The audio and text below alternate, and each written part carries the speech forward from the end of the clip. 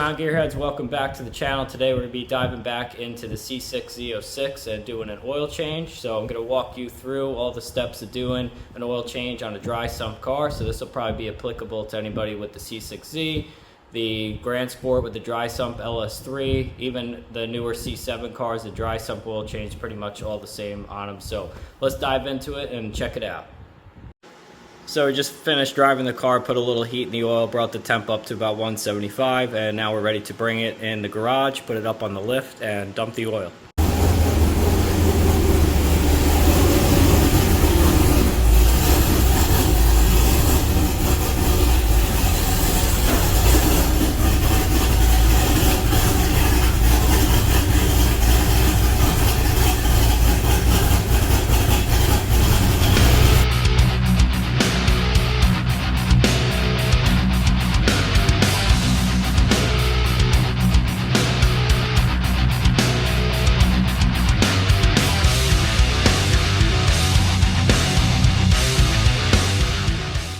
Alright, so we got the vet up on the lift.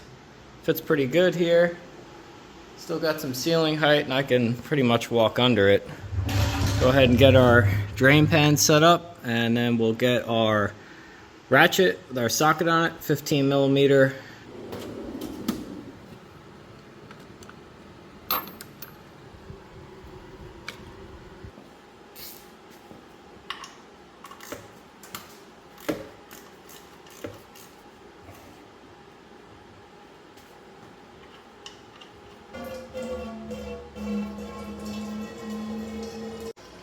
So we'll go ahead and let that side bolt drain first, and then I'll move the drip pan over to the front bolt. We'll pull that one out, drain that one. I just can't get it lined up where I can pull both at the same time, so just to save from having a mess on the floor, we'll do it that way. Alright, now it's slowed down quite a bit, so should be able to shimmy this pan up forward. Do this forward bolt.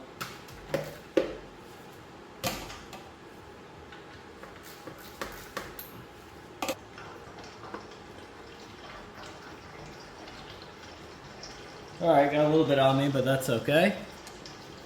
We're gonna spin the oil filter off. Hopefully the last time I did this, I didn't over tighten it. I can just do it by hand.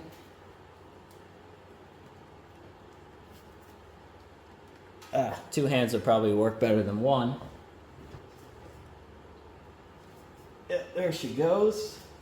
So if you did your oil change properly the last time, you should be able to spin this filter off by hand without needing a filter wrench, and you'll see how dry it is under here. There's no leaks, there's no reason to crank on the filter with a filter wrench. So we'll just spin this back a couple turns, let that drip out, and then we'll come back and basically pull this and dump it in the tray.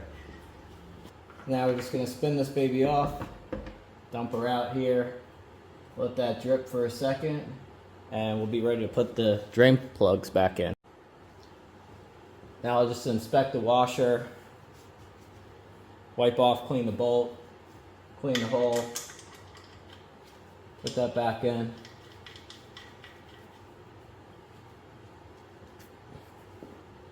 So now that we got our bolts back in, we're going to be torquing these bolts back down to spec. So you see here, oil pan drain plugs, got 25 Newton meters, and just reconfirming we're in the LS7 section.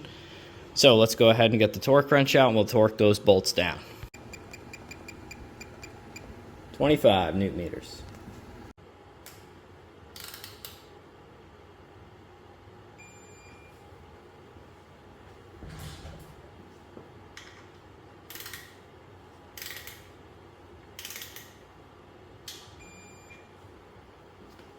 Alright, we'll talk oil for about half a second because that's not a rabbit hole I want to dive down to this video. This is just what I run.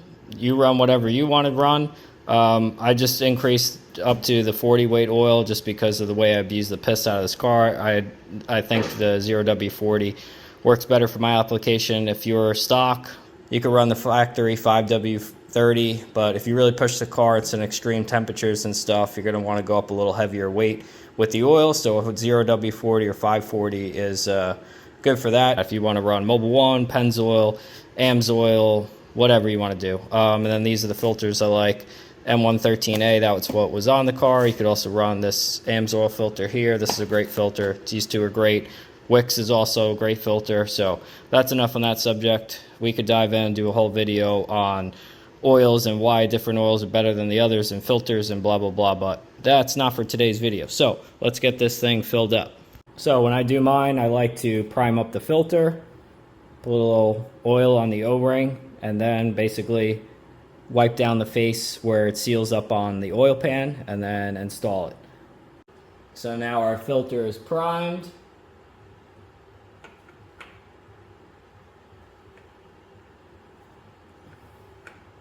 Go ahead and spin that on like so. And I just like to snug it up by hand. That's all you need. All right, so now we're done underneath the car. So we can go ahead and lower the car back down and fill it up with some fresh oil. Now that we got it down on the ground, dry sump tank right here, little dipsticky tube, fill cap, pop that baby off, and we'll get our little fun one here, fill her up. This car, 09, I think it's 08 plus, 10.5 quarts. The earlier ones like 06, 07, Z06s, they only took, I want to say 7.5, 8 quarts. So they increased the dry sump tank capacity for oil starvation on kind of like hanging turns on the track. I think that's where that came from. They had a couple of these blow up early on, so they realized, oh, we need a little bit more oil. So if you got an 08 plus, you should be 10.5 quarts. If you're below that, I think you're 7 or 8 quarts. You can look in your owner's manual for the correct amount of oil to put in, so we won't bore you with that stuff, and then I'll show you how to check the level. So now that you got your dry sump tank filled up with your either 8 quarts or 10 quarts, now we're going to run the car, bring it up to at least 150 degrees, and then we're going to shut it down, let it sit between 5 to 10 minutes is what I found to be good. It's in the book. You can read that if you want to, or you can just go by that. So we'll fire this thing up, get it up to 150, and then wait 5-10 minutes. Check it. Might need a little top off. I think we'll probably be right on the money with the 10 quarts we just dropped in, but we'll take a look and see, and then that way you can see at home. Sorry for another tangent, but I have a catch can on this car too. Probably something everyone with an LS7 should invest in, regardless of its stock or modified. So you could see in the bottom there, oh, maybe I'll grab the flashlight. It's probably like half a shot of oil in there that this thing caught, so that would have otherwise went right into the intake and ingested in the engine. So just helps pull any of that vaporized oil that it's pulling off the PCV system and collects in the catch can instead of getting ingested into your motor. So that's always a good thing. All right, so now that we're done with that, we could go ahead and move on to our startup step. We're gonna run the car for however long it takes to get to 150 degrees on the oil temp. Shut her down, wait 5 to 10 minutes with our stopwatch, and then we'll check the oil level. If it needs a little top up, we'll add a little bit more, but I think it should be right on the money adding 10 quarts.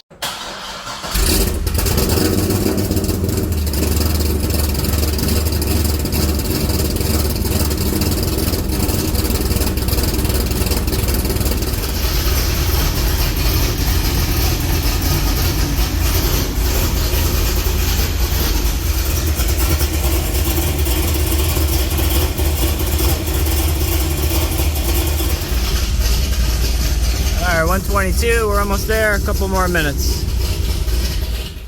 All right, our time is up. Just want to show you a quick little trick you could do if the oil is like really clear and it's hard to see on the dipstick. Basically, pull it out and you just kind of press it on a rag, and it's going to leave an imprint and kind of show you where the line is. So you see that there.